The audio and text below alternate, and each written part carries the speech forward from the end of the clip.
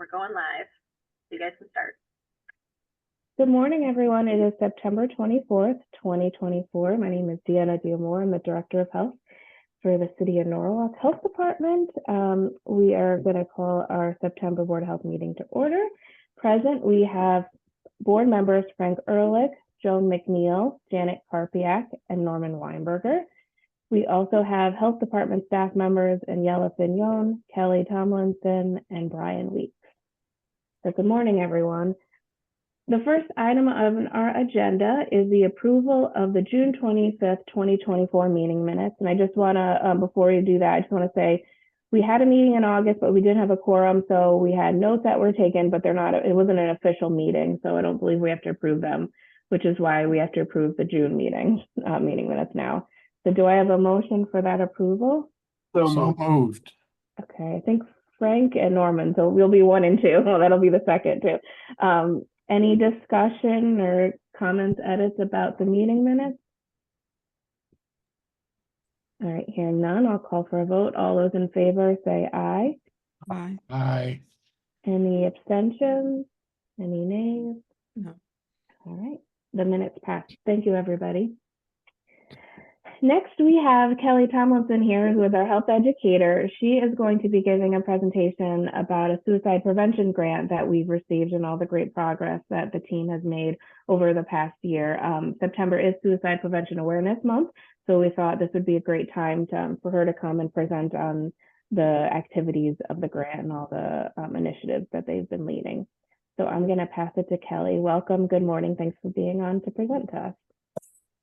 Good morning. Thank you so much. Let me share my screen quickly.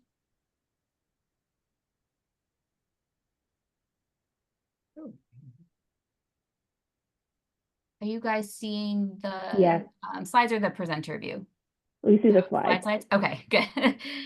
So as Deanna was saying, thank you so much for having me today. September is Suicide Prevention Awareness Month. And so we wanted to raise awareness of this important topic. And it is also 1 full year since the Norwalk Health Department received their grant for suicide prevention work. And so we wanted to highlight all of the accomplishments that we did this year.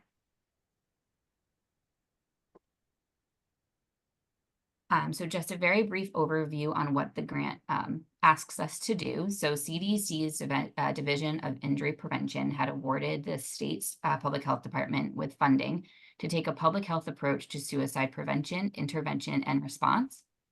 The state then looked at the different health departments throughout the state and identified Norwalk as a high-risk area based on our suicide rates from 2015 to 2019, and then approached the health department to see if we wanted to take part in this grant opportunity. The ultimate goal of the grant is to bring together partners from a variety of sectors to identify, assess, implement, and evaluate suicide prevention initiatives that are taking place in Norwalk. The idea being that suicide has no single determining cause, and preventing suicide really will require the cooperation, involvement, and strategies from multiple levels, multiple sectors, collaboration, and communication among different partner agencies. And so the grant is really asking us to convene and help bring these kind of think tanks together to see how we can best work together to address suicide prevention here in Norwalk.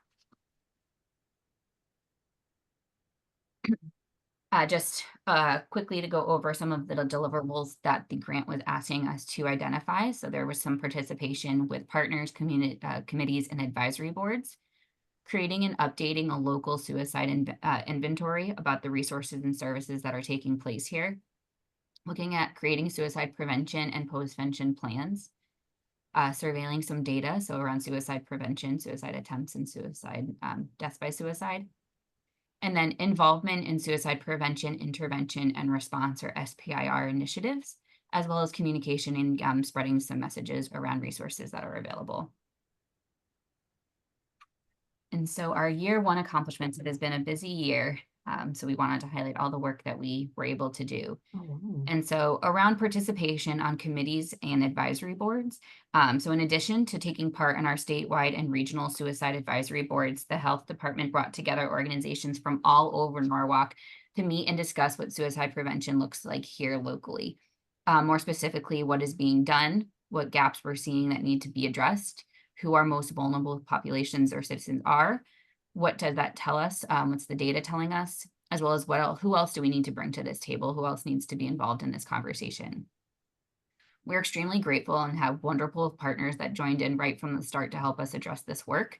In terms of city departments, we had representatives from the Community Services Division, the fire and police departments, the public schools, housing authority, and the senior center. We had clinical teams represented to share what was happening on the treatment end. And so we had Norwalk Hospital, the federally qualified health centers with Community Health Centers Incorporated and Norwalk Community Health Center. We had AmeriCares as well as EMS.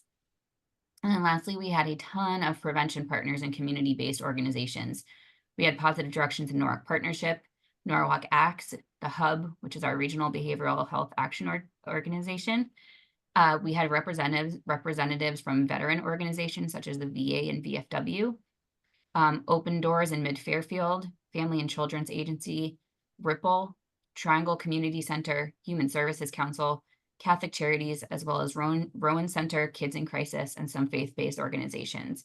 So we tried to represent as many sectors as possible where people could have touch points for suicide prevention. Next up was looking at our inventory and gaps analysis. And so the grant asked that we create, update, and utilize a suicide prevention resources inventory. The grant did give us an opportunity to partner with UConn Health to send out a pre-made survey, as well as looking to help us with the gaps analysis. And so we were able to provide that service, but Norwalk Health Department took it one step further and did a really in-depth inventory as well, alongside with our partners, to really look at what current programs, policies, services, and resources for suicide prevention, intervention, and response that we had. We looked at what age groups were being offered, if there was a fee involved, what hours they were opened. We really tried to look at as much as we could. And we also went a step further and looked at the additional services that we have in Norwalk that address those risk and protective factors for suicide prevention. We used all of this inventory to then identify gaps and areas for improvement. A couple of examples that we found for current programs are that we have support groups, treatment, therapy, crisis lines and warm lines, trainings, events, work groups, and policies all taking place already here in Norwalk. In terms of risk and protective factors, we found that we had food access resources. We have signage around explaining that there is hope and where to go for help. Economic support such as job skills training, rental assistance. We have safe storage initiatives, reducing substance misuse, and working with high-risk populations to share those services. Some of the gaps that we identified were in need of trainers that speak different languages to make sure we help all of our residents. Unsure funding security for treatment programs, and then groups that should be trained further. So those that have touch points with youth to help identify warning signs, as well as seniors or those in the LGBTQ populations.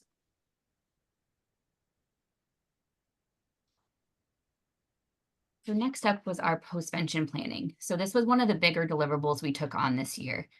So studies have found that an estimated 115 to 135 people are directly impacted by one death by suicide, with 1 in 5 reporting a devastating impact or major life disruption. Postvention plans provide a framework for providing a coordinated response in the event of a death by suicide or other tragic unexpected death to help minimize possible contagion or clustering of suicides. This is the first documented plan that was here in Norwalk. Not being said this work was still being done, it just wasn't documented and provided that framework that everyone can then use one streamlined approach. And so the Norwalk Postvention team, we have referred it here as a crisis response team, really aims to support the healing of individuals impacted by loss, as well as communities, by assessing the needs of those impacted, providing support and connection to services and resources, and is comprised of a large group of people directly involved. And so there's the police department's behavioral health unit, Norwalk Hospital, the city of Norwalk, public schools, community services, Positive Directions, Mid-Fairfield, and Family and Children's Agency. This is kind of the core team, and will bring on additional supports as needed or identified by the family that they're supporting. The idea that having a strong postvention plan in place can ultimately prevent future suicides from taking place and is really a prevention tool.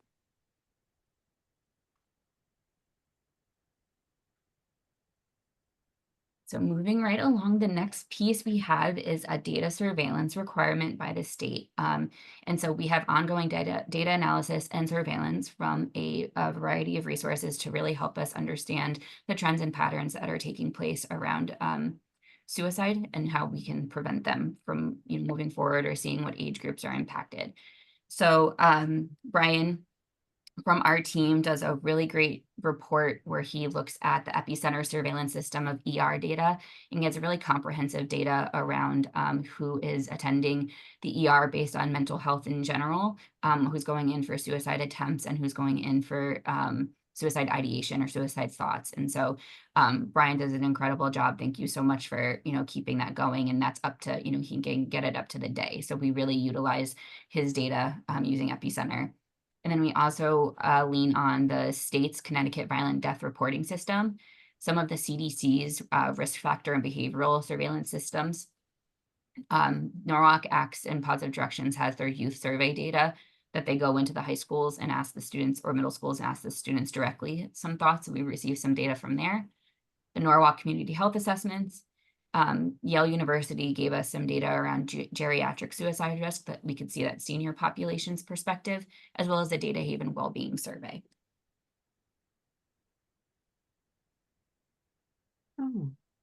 And then going out into the community to do that suicide prevention, intervention, and response initiatives and outreach and activities. And so just to name a few of what we got to do this year. So we had the Norwalk for Mental Health Day. We were able to work with Norwalk Partnership to get the day titled as a check-in day. So Jordan Porco Foundation offers kind of a template on the best best practices for doing a mental health fair. So which resources they would recommend, how to get people involved, and how to really promote that mental health piece. And so we were able to help the event this year become a check-in day. And so we were able to be on the planning committee for it, and we got to participate in the actual day, which was great. So next up, we had placed Gizmo's Possum Guide to Mental Health, which is a children's book that reviews kind of how to cope with hard feelings for children in a fun way by working with Gizmo the dog as he encounters a different, hard feelings and how he works through those. And so we placed those in the pediatric waiting room of Norwalk Community Health Center in both English and Spanish for families to read while they waited for doctor's appointments. The next goal is to get that also placed at Community Health Center and AmeriCares in year 2, as well as seeing how the schools can incorporate this curriculum. Next, we invited our healthcare partners to attend a presentation from Hartford Healthcare and the Department of Mental Health and Addiction Services to learn how they can implement the zero suicide approach to suicide prevention. And how, so this framework is comprised of 7 different elements based on best practices from when people enter the hospital to leave. Where are all those touch points that people can put in suicide prevention practices?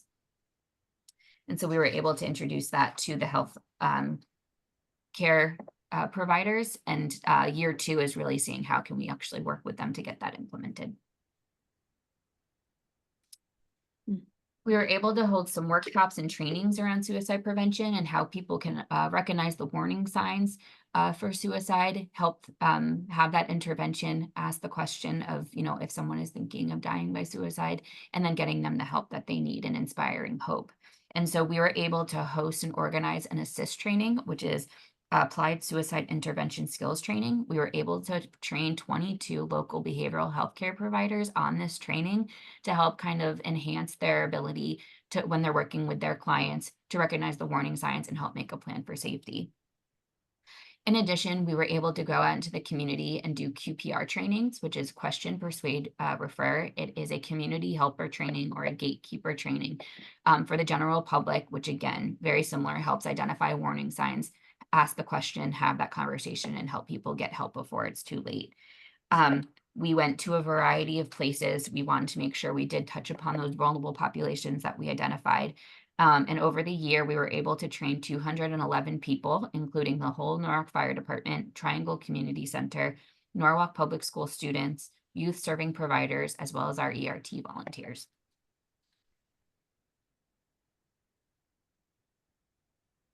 In talking with the risk and protective factors, we did talk about the idea of reducing access to lethal means for those that are suffering with suicidal thoughts.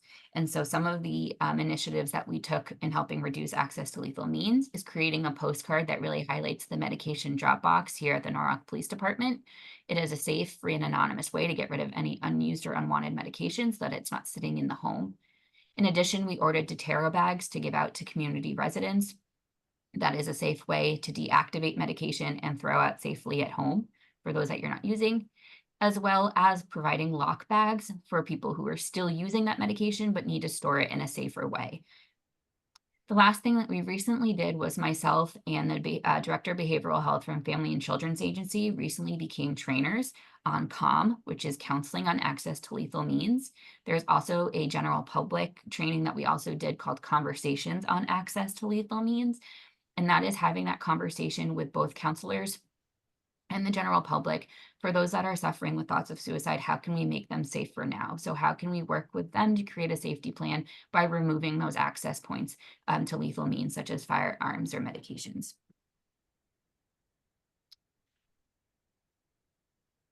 And then all year long, we got to attend outreach events to really share the materials and messages regarding suicide prevention, resources available, and items to help with mental health support.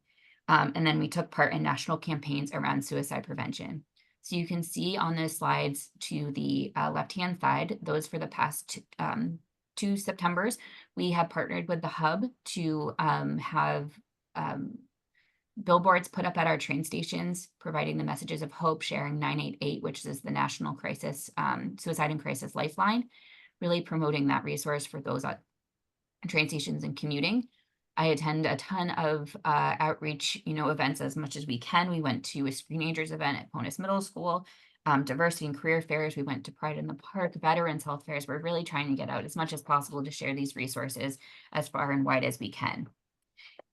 We participated in Drug Take Back Day. We created a website that's kind of a landing page for resources if people are looking for things to, for help or places to go.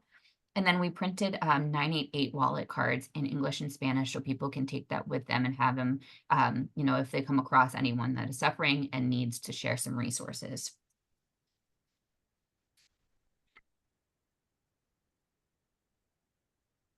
And I'll open it up to any questions.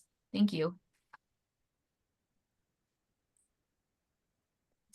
Option. Thank you so much, Kelly, for that incredible presentation. Does anybody have any questions for Kelly? Okay. Report. Thank you, Kelly. Norman, were you talking to us? I don't know. I I'm heard sorry. you say. It was just thanking Kelly. I thought it was a great report. Thank you. Thank you. Joan? Kelly said, excellent report. I saw you guys up by the college, and it was well received by the students. The nursing students was talking about it afterwards. Oh, that's good. I think, yeah. So yeah, very, very impressive. Thank you. Thanks, Joan. Thanks, Norman. Mm-hmm. Thank you, Kelly. That was a really great presentation, a lot of great information. You and the team are doing incredible work for the community. So thank you. Thank you guys for letting me present. Mm-hmm. Next on the agenda, we have an update on strategic plan implementation. So I'm going to pull up my slides.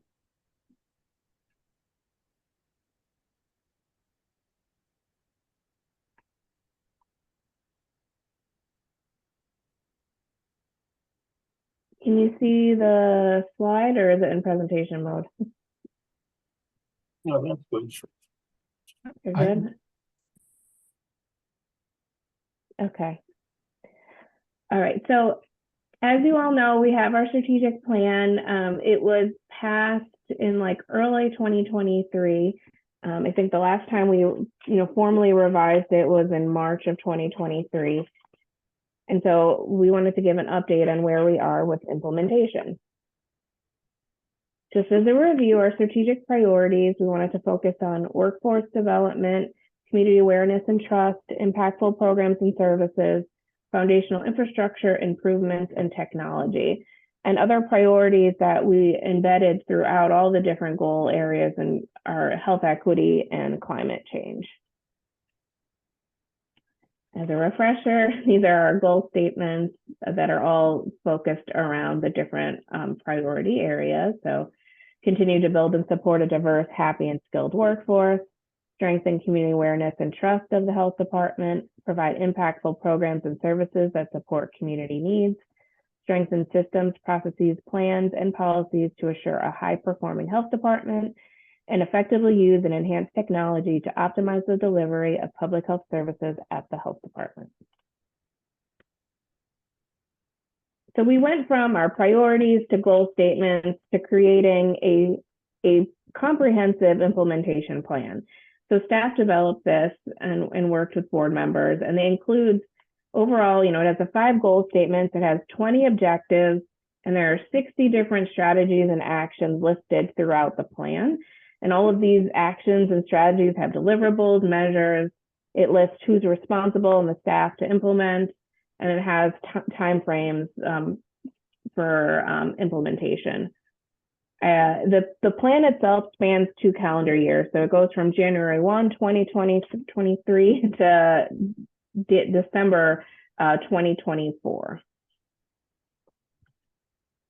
So staff looked at all, we have a spreadsheet where we're looking at different activities for all the different, for all the different objectives and the strategies. And we've come up with different measurements for how we're doing in all the different areas. So there are a few areas where we haven't really been able to start the work yet. There are a few areas that are below target, sort of like on pause, not where we had planned on being with those activities. There are 19 that are in progress. It means we're working on it. We're actively pursuing and completing those activities. On target for 21 of those different areas, and this means like we are where we need to be, where we want to be in those areas. And 14 of the strategies and activities have been completed. We also looked at it by the different goal areas. So goal 1 is workforce development. So you'll see we have several of them which are on target and in progress. We have one that wasn't started and one that was below target. Goal 2 is community awareness and trust. Goal 3, again, is impactful programs and services. Goal 4 is foundational infrastructure improvements, and goal 5 is technology. So you can see these different goal areas, they're not balanced in terms of like where all the different strategies and activities. You can see there's 20 different ones just within in foundational infrastructure improvement goal. So next, I'm just going to highlight some of the progress within the different areas. So there's been a lot of activity in workforce development. Daniela has led the team in updating our workforce development plan, and we're almost finalized. We just have to finalize the training schedule, which again is very comprehensive. So we're actually trying to look at scaling it back a little bit, or just scaling it, make sure we're putting it over a 5-year time frame so we really balance it out. But that workforce development plan is very near completion. We've been implementing the workforce development plan as we've been updating it. We have a folder where we save and store information with training materials and sign-in sheets, using a Excel spreadsheet to track the number of trainings that are offered and who's attending them, staff attendance. We've also looked to do these individual professional plans for staff. So what that is we have these trainings that are kind of standard for the department, but where are each individual staff members? They're given the opportunity to go through a tool with Aniela, our project coordinator, to figure out, and with their supervisor, what are they interested in? Where do they want to be? How do they want to grow? And so this is an opportunity for staff. We've had a couple staff members complete it, and we had a few others that have expressed interest in this voluntary opportunity.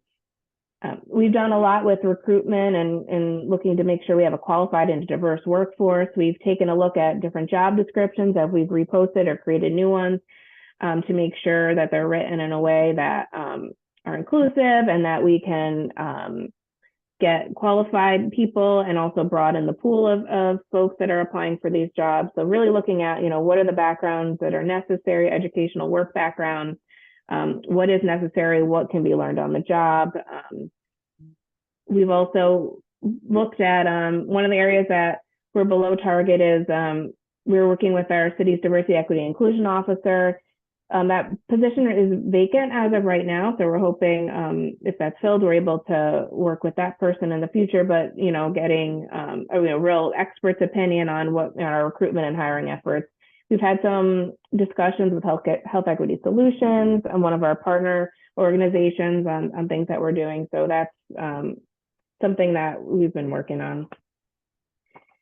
We also have been collaborating with many different academic institutions and community groups to support recruitment for specific positions. So Lamont Daniels, our Chief of Community Services, he has his calls with community partners. And so our staff members often share when we have position vacancies to help get the word out. We also send postings to our academic partners who assist us with sharing the job. And we also have executed 3 affiliation agreements with different academic institutions, and we're hoping to do more as we can to host interns. We've lectured at different courses and academic programs to talk about public health and talk more specifically about local public health. And as you know, we talked about onboarding and orientation policies at a recent meeting. We have completed an onboarding toolkit that has several different checklists and resources for new employees.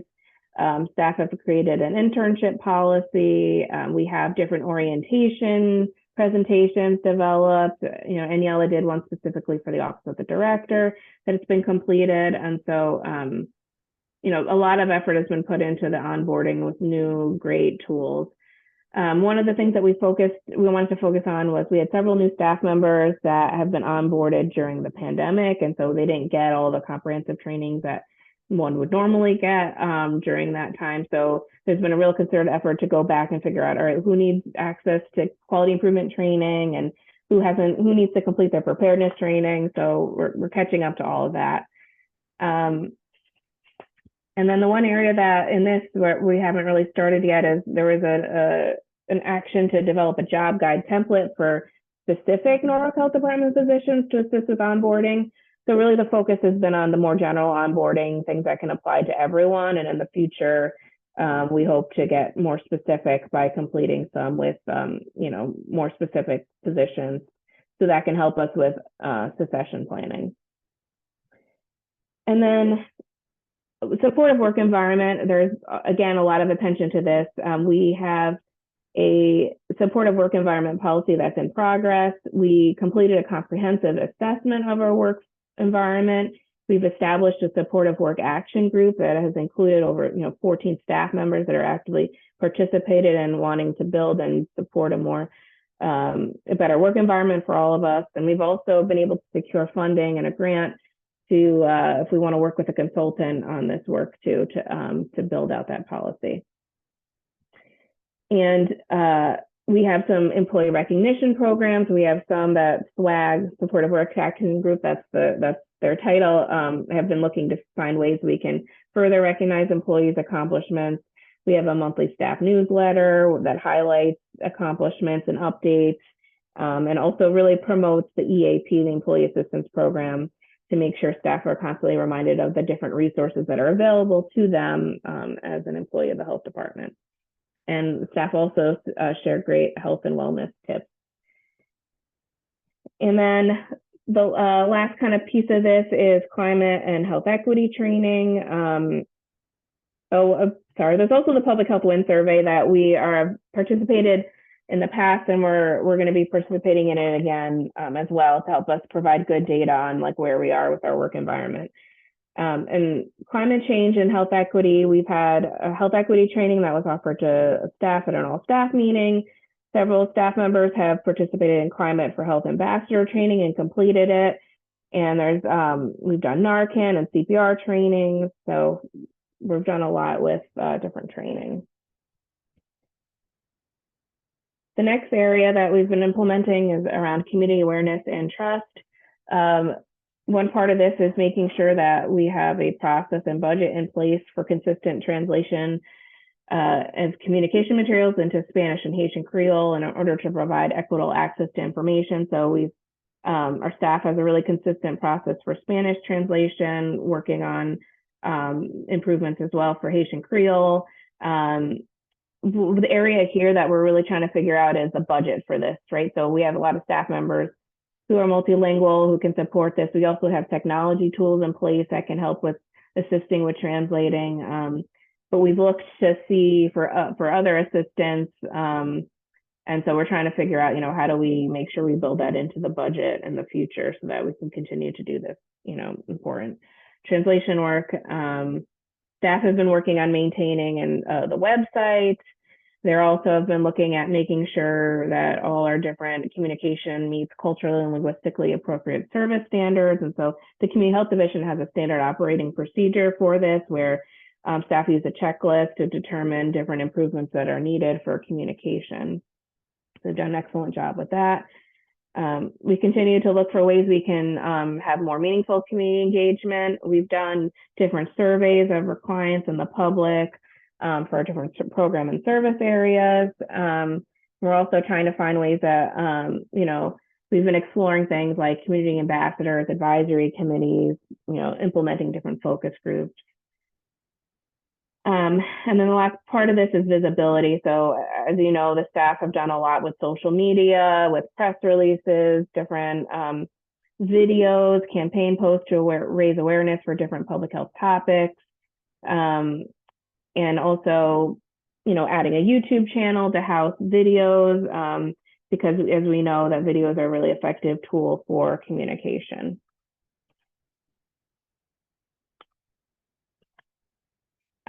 Sorry, last part for goal 2 is looking at partnerships. And as you just saw from Kelly's presentation alone, right, that's one program area, all the different partnerships that we have with our different community organizations. We also do this, within Norwalk and then at a regional and statewide level as well. So we've had examples where we've worked with Stanford Health Department to develop messaging around Mpox disease and vaccination. We work with our regional preparedness partners on different communication initiatives. We partner with Norwalk Library, our community services department fellow department on like highlighting different public health topics in their newsletter, because they have a really great reach out into the community. We've also updated our own programs and services brochure. We've looked at the different in evaluation of programs and services, a lot of the focus here is within our clinical services and our preventable diseases division. We've looked at, our sexual health clinic, our travel clinic. We've, explored, billing revenue for our sexual health clinic. That's one area that we've identified that we need to do. We haven't been able to do that yet, but we did secure some grant funding to help us work with a consultant to look at potential additional sources of revenue in that area. We've looked at, how can we expand women's health services, looking at increased presence in the community and expansion of clinic hours, but really we would need additional staffing for some of these areas that we'd like to implement. But we have been looking at accessibility with our different availability, working with our different community partners, the state health department, the school-based health centers, the urgent care centers, and others. We've looked at, again, how we can partner with those external partners. So Darlene and her team, they participate, and I think Brian as well, in the Connecticut Sexual Health Coalition. We've established different partnerships related to sexual health services for students. We've looked at, worked really closely with Fairfield AIDS Program and Circle Care Center. And we've also looked at very closely at school physicals and vaccinations, and worked with area providers and the public health school system to meet the needs of the children.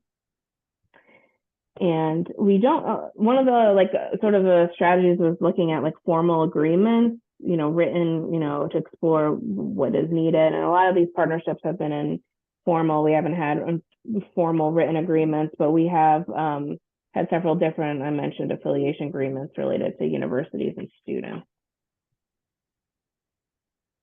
And I said I wasn't going to talk that long, but there's just so much, so many activities. But I'm just going to keep highlighting a few other things related to goal 3 is we have looked at the travel clinic program. We participated in the Strategic Scholars Program, which was a national program. We're able to work directly with consultants who help us talk through evaluating. We had several staff members who participated in that process and looked at the travel clinic to see, you know, where are areas, where should we be focused on. So a lot of the focus has been on that. And then I mentioned we'd like to do sort of the same thing for a sexual health clinic to see, you know, where are the opportunities for improvement there. Most of our, I think I said we have 20 different activity areas within foundational infrastructure improvements. So our project coordinator, Aniela, has led the review of the different reaccreditation standards and measures that we're gonna need to abide by the next go around. We completed an annual report for our FAB this year that went really well. We've, under Aniela's leadership, really reinvigorated the quality improvement work group, held 4 different meetings over the year, 1 each quarter, looked at proposals for quality improvement projects. There's been different trainings that have been available and given to quality improvement work group members. They've completed a quality improvement culture assessment, which was then used to update the quality improvement plan. And there are currently 2 QI projects that are actively being completed and almost at completion. Nora, the community health improvement area, it's our first community health improvement plan. Initially, we thought we would do a community health improvement plan sooner, but because the hospital is undergoing their next iteration of the community health assessment, which we're partnering with them on, we decided we're going to hold off on updating the NORA community health improvement plan until that community health assessment is completed. So that's one area where there hasn't been a lot of progress in, but we will be doing that in the future. Grants organization is one of the quality improvement projects. Is really looking at how we electronically file a lot of the grant information to make it more organized and streamlined, and so people can find information more quickly, and that's been a big success. As you all know, policies and plans, because you see all the different policies and procedures, there has been a lot of policies that have been reviewed over this past couple of years and been reviewed, and you've provided feedback on. Aniela has a whole spreadsheet where she tracks like where we are with the different policies, and the senior management team is responsible for, they know which policies they're responsible for, so they've really taken a big concerted effort to look at those policies and rewrite them with their staff and revise as appropriate. We're constantly updating all our different plans, like the quality improvement plan, the performance management system, workforce development. Aniela has worked with Glenn, our preparedness coordinator, on our emergency preparedness plans and creating materials to summarize all the different plans we have. And one of the things that we're looking to do next is to really document the emergency response team program operations and have a written guide for that program. And then peer learning and sharing, with that staff newsletter I mentioned, really trying to spread information about the different programs and services throughout the department. We have our quarterly staff meetings where we provide updates, and that's been great. For climate change, we've met with different city departments. We've worked, the redevelopment agency has been taking a leadership role in a lot of different projects related to climate and change. And so we've participated. We've done a lot, as you know, with like the heat study and looking at heat. We've looked at air quality, Brian put together air quality monitoring hub. And so we've also done different trainings that I mentioned. And I think this is also an area where we'd like to continue to see where are there more opportunities for us to be involved in. And then lastly, technology. As you know, Brian is the program director of epidemiology and informatics. And so we've really tried to see how we can sort of embed technology within the core infrastructure of the health department. in the past, we've had several different staff members and obviously the IT department working on this, but we're trying to, do a more concerted effort of how can we continue to improve the use of technology, make our information more secure. So we've implemented different features, utilized new systems to improve security and confidential information. We will be working with a consultant to look at establishing ourselves as a HIPAA hybrid entity and working at different improvements with HIPAA compliance. We've secured funding for this, and we've also received council authorization for this, so that's in the works. And then one of the big things that we've been working on for years is how we can update our financial systems to make improvements and to utilize more features on the city system to reduce redundancy. So we have been implementing new features in Munis, the system. We've met with the comptroller's office and finance to talk about different other potential opportunities to make different improvements. And so that's an area that also came out in the efficiency study from the city. So I'm happy that we've made really great progress there and looking forward to even more. We're working with the different city departments on improving our permit and licensing system. So we're working with a consultant on that. And we've been trying to, as we've mentioned in the past, convert more of our paper records to electronic formats. And the last piece of this is really making this information more publicly accessible. And as you know, Brian has talked about all the different hubs that he's created, data hubs, and his community health and well-being profile that he presented at the NACCHO conference about. And then utilizing different software tools to support surveys, track, document grant health activities, utilizing VOC, Smartsheet, different Microsoft platforms has been really helpful. So I know that's a lot of information, and I would like to see if you have any questions or thoughts, but one of the things I just wanted to bring to is about updated timeframe. So strategic plans typically are 3 to 5 years. We wanted to focus our plan, really the first 2 years, the work plan, but I'd like to update the plan and sort of extend it out more. Right now it ends December 2024, and I'd like to sort of take a look at the work plan again and update some of these timeframes and make some adjustments rather than go through a whole new strategic plan update where we look at different goals. I think we have a great plan. I like where we are. I think we have more work to do. I think, as always, we're very ambitious. So I'd just like to give ourselves more time.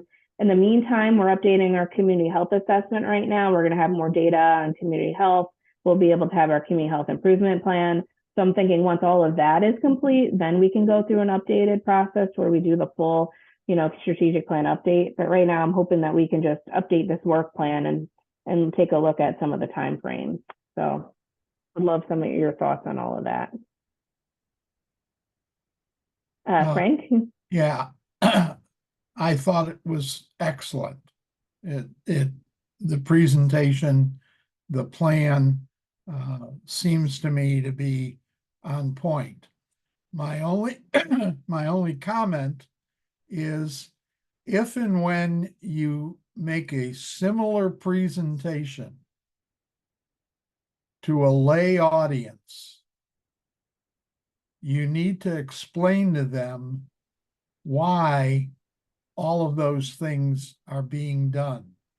They will never understand all the effort, for example, being put into employees and staff. They do understand why that affects their health. And those are the points you need to make, I think, if you're going to make a presentation to a lay audience. And unfortunately, the mayor's advisory groups are almost all lay people.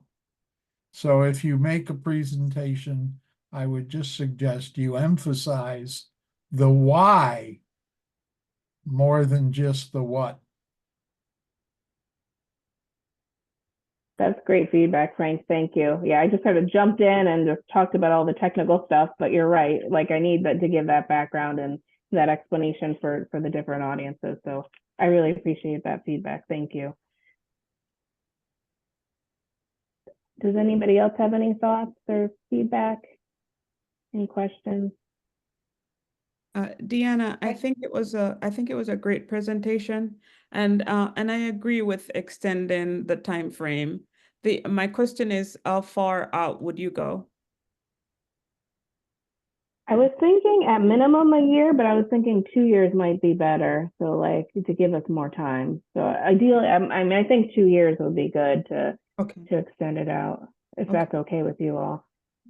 Yeah, no, that would be fine with me because it's pretty complete. So yeah. I agree. It's an excellent presentation. You've always been ambitious, and and you're so thorough. So, definitely to be able to incorporate the newer information, that 2-year time frame is important. Thanks, Janet. Yeah, I agree with the 2 years simply because if you finish something in less than 2 years, all the more credit to you. Thanks, Frank. All right, so we will make those adjustments. We'll take a look at it, and then we'll, of course, send you the updated plan for your rear review and any feedback. Thank you.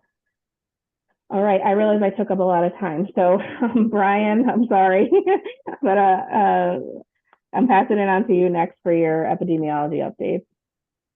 Thanks, Sienna. No worries. Hey everybody, I'll just keep it short and sweet. So we'll talk about 3 things. Our favorite thing, respiratory viruses, then mosquitoes, and then just the recent CDC HON related to Mpox. So let me just pull up my screen share. But it's a lot of kind of like what I presented on even last month in terms of a lot of the CDC HON, which covered pretty much the whole gamut. So let me just make sure the screen share is showing up correctly, which it is not. Hold on a second. Not sure why it's pulling up the right screen. Brian, while you're doing that, I'd just like to mention Ken Lamine has, he was joining while I was presenting too. So our board member, Ken Lamine, joined. All right, back to you, Brian. Yeah, no problem. All right, so hey everybody. So kind of again, the standard presentation, what you're seeing is from the CDC, the Respiratory Illness Data Channel. From the last time that we saw this has been updated, so they actually kind of simplified it, which is kind of nice. So they have a community snapshot that kind of loads out straight to what's going on in the country. So overall respiratory virus activity in the United States is low, but then when you break down the wastewater viral activity levels, you can see how COVID's high, flu is minimal, and RSV is minimal. And then you could kind of hone in, zoom into Connecticut. You see Connecticut overall respiratory viral activity is minimal, but COVID's high, flu minimal, RSV minimal. But and then when you select Fairfield County, just keep in mind it still just keeps it in that state level in terms of activity. But at least it's just a nice way to kind of summarize things and just kind of maintain awareness. And so that's kind of kind of the CDC to kind of summarize it in said fashion. So there's that. Then we'll jump to the actual wastewater map, which again, they also have updated relative to the last time we've seen this together as a group. So now it's being presented by state. If you may recall, it was done by regions. So like the Northeast, the South, the West Coast, things of that nature, where it was a good indicator and an ability to monitor relative to COVID activity. As we were seeing the West Coast really kind of experience that initial summer uptick, and then it made its way to the South and the Midwest and the Northeast. So this is just a more granular way in terms of the geography to kind of see what's going on. So this is looking at it for COVID, the wastewater mapping. And as you can see here, for the Northeast, we are in very high activity. Fortunately for Connecticut, we're at high, but we're in that mix, so more or less. But then you also can see like the Pacific Northwest and certain parts of, the Mid-Atlantic, the South, Midwest are also experiencing that very high activity, and then also high activities just generally speaking in the country. And so that summary that we saw before from the CDC really kind of did a good job of pointing that out. And the other nice thing is now they have it for flu A specifically. So as you can see, there's limited data, but at least what we can ascertain from here is that, maybe Washington State, Arizona, some parts of the Southeast, New York, are experiencing a little bit more like moderate activity with those reporting. So we're already starting to see flu is more or less the point to share here. And this is relative to wastewater monitoring. So keep in mind that the discrepancy here. This is not emergency department visits, which are typically more severe presentation. This is wastewater monitoring. So this is indicating somebody that may be experiencing, severe, mild, or very asymptomatic situations relative to flu in this case. So, but somebody is shedding the virus, so they're infected. So this is just kind of a good idea of like what we're seeing right now in terms of, flu is circulating even right now because the season has started, right? It starts at the last week of August. And then along with that, they have RSV, fortunately still at kind of like minimal or baseline activity, but it is something just to keep an eye on in terms of that activity. So, just kind of wanted to mention that, this is kind of neat, and this is kind of great from the CDC to kind of have this broken down in that manner. So anyways, with that said, just a quick recap, in terms of prevention, the core prevention strategies, immunizations, hygiene, steps for cleaner air, and, getting that fresh air in, filtering air, the treatment with Paxlovid, stay home and prevent spread. And then along with that, the additional prevention strategies like masks, the distancing and testing, especially with the rapid test. And also, everybody will be able to order those things, later this month. That's the COVID.gov website. So that's going to be great once that's available. So just stocking up on those as we kind of progress further into the season. But again, just staying home until symptoms are better. And until, without using any sort of fever reducing medications for 24 hours, then taking the 5 days of precautions as kind of outlined here. So, you guys heard this a million times, so I don't want to keep beating a dead horse, but just as a reminder, because we're still trying to get through this current COVID activity, and then let alone, we're going to have that uptick and the real pickup, the part of November, especially with Thanksgiving and all the other holidays. So, with that said, switching gears, going to mosquitoes, this is for West Nile virus activity. Again, the point to hit home here is we have very substantial West Nile virus activity, especially where we're at in Lower Fairfield County and Fairfield County in general. And again, just keep in mind, this is where we're at in Norwalk. So we're really in the hotbed of activity. And, we emphasized this point before, but this is a very unique season in terms of just presenting so early and then at such a high level in terms of this activity and the positives that are presenting. So then let alone kind of the Hartford area's experience as well, along with the southeastern portion of the state too. And so just keep in mind now, because, the state usually just does a press release relative to the first human case. We've had 3 so far, 1 in Fairfield County, 2 in New Haven County. And then also looking at Triple E, which is, even greater concern, especially in terms of its case fatality risk. And again, typically as we see, it presents in the eastern part of the state, and it's very substantially presenting here, right? Certain towns are experiencing, 26 or 15 mosquitoes testing positive. But then it's also made its way further west, to the central part of the state. So even as far as Farmington with 5 positive mosquitoes. And then keep in mind that, there's been a veterinary case relative to a horse in Fairfield County. So it has even made it to Fairfield County relative to an animal. So it's just something to kind of keep in mind, keep an eye on. Because, again, this is a very unique season with, Triple E even getting this much territory and presenting at these numbers too. Let alone we have to wait till the real first frost to kind of balance that out and reduce that mosquito activity. And, we're not there yet. We still are in September. And so it's just something that we're in for the long haul, as we're kind of, very, very much aware. And so now switching gears, we're just going to go to Mpox really quickly. CDC just released the Health Alert Network message yesterday. So talk about timing. And so this is actually re-emphasizing in the aftermath of another CDC HON they did in August. And again, that's about Mpox, and especially the big concern with Clade 1, which has been making its way, slowly, but, around the globe too, right? It's not just centralized to, Central and Eastern Africa, but this messaging here right now is just making sure anybody traveling there practices, the common sense prevention measures just not to put themselves at risk, given the high level of activity and the high concerns about further transmission, and then somebody goes back to their home country and then transmits it there. Then along with that, especially the biggest thing is the vaccination for Mpox, which is a 2-dose series, making sure that individuals that anticipate traveling to Eastern and Central Africa, are up to date with that and have done that before traveling there. And then again, practice those common sense measures not to transmit and run the risk of acquiring the virus that way too. So again, the focus is sexual contact and exposure. So I just want to emphasize that because that's right there in the title from the CDC. Again, this Health Alert Network message is for healthcare providers, but still, I think this is very important for all of us to be mindful of as we want to contain this and not continue to have global spread of especially the clade 1, but let alone clade 2 of Mpox. And so with that said, just as a reminder, we have been dealing with clade 2 as we're familiar with since 2022. And so this is looking at New York City data for Mpox. And as you can see here with these blue lines that just indicate the number of diagnosed cases, still dealing with substantial activity relative to Mpox, even in New York City, which is a great kind of picture of what's going on. New York City is going to obviously be a hotbed of that, given the density of individuals and things of that nature. And it's a good indicator for us, given our proximity, as we're kind of familiar with. I just want to emphasize that point. We're still dealing with clade 2. We don't want to deal with clade 1. There's the potential clade 1 could be out there too, right? Somebody has to be tested for it to be detected and determined that it's clade 1. So it's just really important because, again, clade 1's very concerning with, again, its case fatality and sequelae risk or long-term effects that it do. So just want to emphasize that. Then along with that, the CDC has updated their finder for Mpox vaccines. I did want to caution that it's not too great because it does simplify it, but as you can see, like say if we put like a Norwalk zip code here and I was just testing it out, it just says there's 0 locations.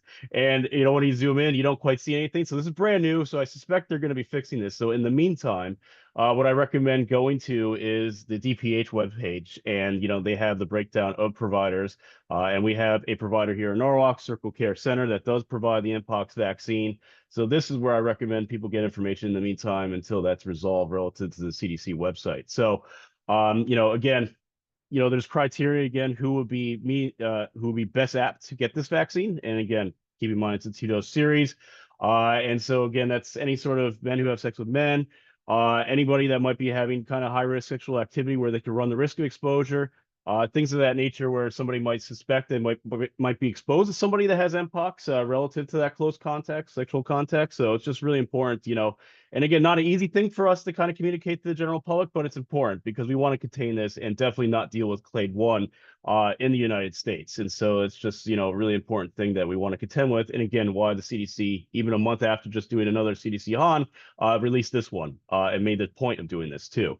And so I just want to kind of emphasize that. So in summary, again, we're dealing with our respiratory virus season having started. COVID activity still unfortunately high in the United States and Connecticut, but we are starting to see flu activity even in the United States. So that should be something that's kind of waking us up. And again, with the vaccines that are readily available now to get them, I think that's really important, following the prevention measures that that we're all kind of very familiar with. Keep in mind that we still have to deal with the mosquitoes. There's a lot of mosquito activity, so just be mindful of that until we get to the first frost. And taking those prevention measures to protect oneself, as well as mitigate the opportunities for mosquitoes to set up new residences, so to speak. So reducing where water's, standing water kind of collects. And then along with that, keeping in mind about Mpox and, just the prevention measures associated with this, because we want to keep this contained and not deal with clade 1 in the United States. So that's the summary for everything. All right, thanks everybody. Thank you, Brian. Does anybody have any questions? No, not for me. Thanks. All right, I'm going to give a couple of quick updates. We have our flu clinics that are going to be starting in October on Thursdays. And if you go to norwalkct.gov/flu, you'll be able to see information and details about our community flu clinics. And we're going to begin publicizing those to the public. And I did want to recognize and honor Terry Quell today during our board meeting. She has to step down. She doesn't have the time right now to commit. And so I just wanted to acknowledge her and thank her for all her years of service to the Board of Health. I'm hoping she'll in the future be able to come back. But she's been a real incredible leader at the health department and on this board. She's connected us to different public health nursing students to work on projects with us. She is our policy and procedure guru. She looked at all our different policies and procedures and provided such important edits and feedback to us and has really helped us and made us better with all our different policies. She's been a huge advocate for health and the community. She's been a huge advocate for the health department and our staff. She's helped us figure out, as we implement different ordinances, as we communicate really critical information to the public related, to restaurant inspections and other different topics. And so I'm going to miss her, and I'm hoping she'll be back. But I just wanted to acknowledge Terry Quell and thank her for her amazing years of service. And she'll be helping in the background too if we ever need her. So wanted to thank her and acknowledge how amazing she is. Does anybody have anything else before we wrap up? All right.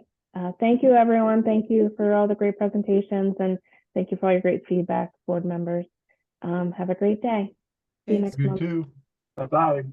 Bye.